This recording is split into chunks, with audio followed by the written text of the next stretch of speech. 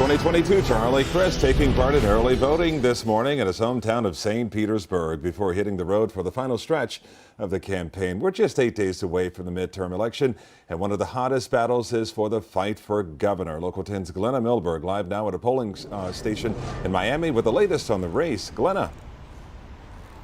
Oh, yes, it is. Florida's governor's race, Calvin, is one of the governor's races that is being watched by the whole country. And that is why that get out the vote message in this last stretch here and at other places is so intense. And for both campaigns, it's a very strong and similar message that freedom is on the line. In St. Petersburg, Charlie Crist. It's about real freedom. In Miami, Governor DeSantis' lieutenant. This election is about freedom. Entering the last week's stretch, both candidates for governor today implored voters to get out and vote. Why? To protect their freedoms or lose them. What does freedom mean to you? That they don't have control of my life. Freedom, not what we're living right now. It's scary. We find freedom means different things to different people of different parties. It sounds like both campaigns are scoring their own. How would your freedoms be compromised in this election?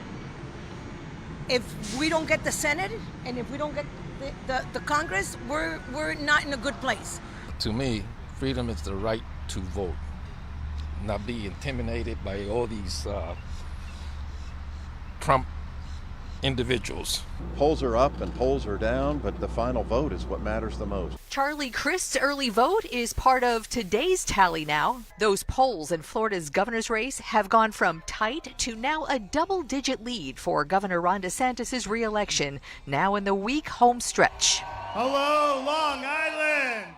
DeSantis left Florida's campaign trail this weekend to stump for New York's Republican candidate for governor there, one of several appearances DeSantis has made in other states for other candidates, while his second-in-command led a hometown push to the polls.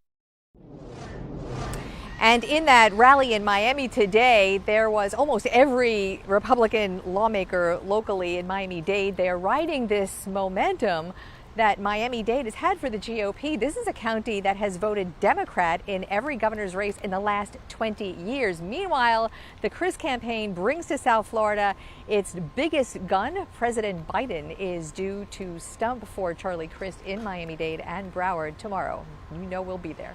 I'm Glenna Milberg, live in Miami today, Local 10 News.